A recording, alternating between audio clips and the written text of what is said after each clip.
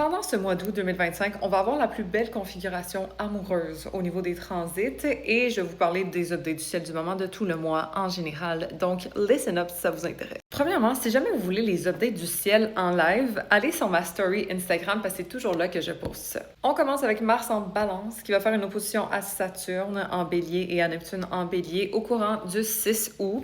Mars est en vierge depuis un bout, mais là, on rentre dans une énergie plus de collaboration au lieu de précision. Fait qu'au lieu de micromanage, d'essayer d'avoir la certitude, de vraiment s'arrêter sur les détails, c'est plus de savoir comment on peut collaborer, comment on peut unir nos forces et aussi ne pas être en mode people pleaser non plus, OK? Parce que Saturne est en bélier en opposition à Mars. Puis, veut pas, il y a un côté individualiste qui doit être respecté malgré la collaboration. Ensuite, le 9 août, on a une pleine lune en Verseau qui nous demande d'être authentique.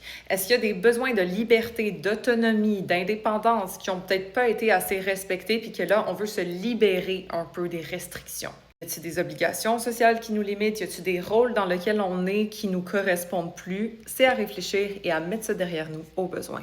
Ça peut être aussi un point de culmination ou une célébration de qu'est-ce qu'on a commencé fin janvier 2025 pendant la nouvelle lune en Verseau. Peut-être que là, on se rend compte du progrès qu'on a fait dans l'authenticité techniquement et plus d'individualisme ou de se démarquer, de s'assumer plus en tant que bonne pleine lune en Verseau. Ensuite, le 11 août, Mercure revient direct parce qu'il était rétrograde depuis fin juillet. Et là, enfin, nos idées sont plus claires. On peut communiquer d'une façon plus alignée. On peut réfléchir à nos projets, à nos ambitions d'une manière quand même plus légère que ce qu'on a vécu. Ensuite, le 12 août, mon placement préféré au niveau amoureux, justement, on a la belle Vénus qui s'unit avec le grandiose Jupiter pour faire une belle énergie de prospérité amoureuse. Fait que favoriser qu'est-ce qui nous fait du bien émotionnellement à ce moment-là, bon moment pour manifester l'amour si jamais c'est quelque chose que vous cherchez dans votre vie. J'explique toutes les énergies dans mon podcast de cette semaine en passant, c'est l'épisode 126 du podcast Intipso qui est dispo sur Spotify, Apple Podcasts, Deezer, etc. si jamais vous voulez aller plus en profondeur.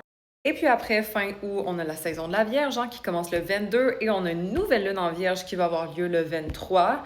Et éventuellement, on aura une deuxième nouvelle lune en Vierge qui va être une éclipse. Donc, on s'en reparlera d'ici là. Virgo season, moment de se réorganiser, moment de get our shit together, on s'entend.